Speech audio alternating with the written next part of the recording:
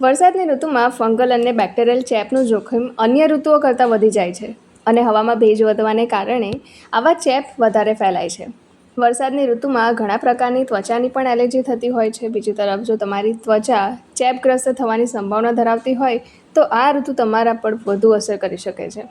થોડી ભેજને કારણે ત્વચા પર ફુલ્લીઓ, ખંજવાળ અને બળતરાની સાથે સાથે લાલ ફુલ્લીઓ આ ઋતુમાં સૌથી સામાન્ય સમસ્યાઓ છે. તો ચાલો આજે આપણે વિડીયોમાં જાણીશું આ વરસાદના દિવસોમાં ચેપ અટકાવવા માટે તમે શું કરી શકો છો.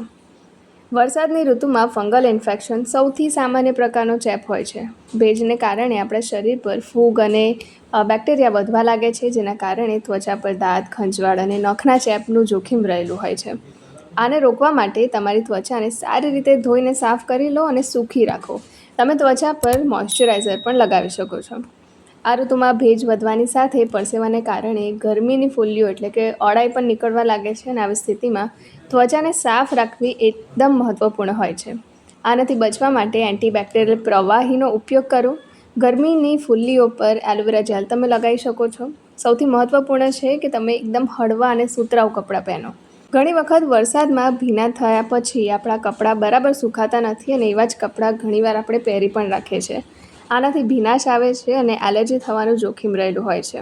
તેવી જ રીતે ભીના બૂટ પણ એલર્જીનું કારણ બની શકે છે. આનાથી બચવા માટે આ ઋતુમાં ફક્ત હળવા અને સુતરાઉ કપડાં જ પહેરવા જોઈએ, કારણ કે તે સરળતાથી સુકાઈ જતા હોય છે. જો તમે બૂટને બદલે ચપ્પલ પહેરો તો પગમાં ચેપ થવાનું જે જોખમ રહેલું હોય તે એકદમ ઓછું થઈ જશે.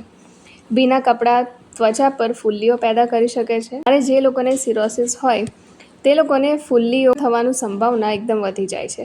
આનાથી બચવા માટે કપડાંને યોગ્ય રીતે સૂકવ્યા પછી જ પહેરવું જોઈએ અને ફુલ્લીઓ માટે પાવડર તમે ઉપયોગ કરી શકો છો. તો આ વિડીયોને બધા સાથે જરૂરથી શેર કરજો. મારી ચેનલ સાથે જોડાઈ રહેજો.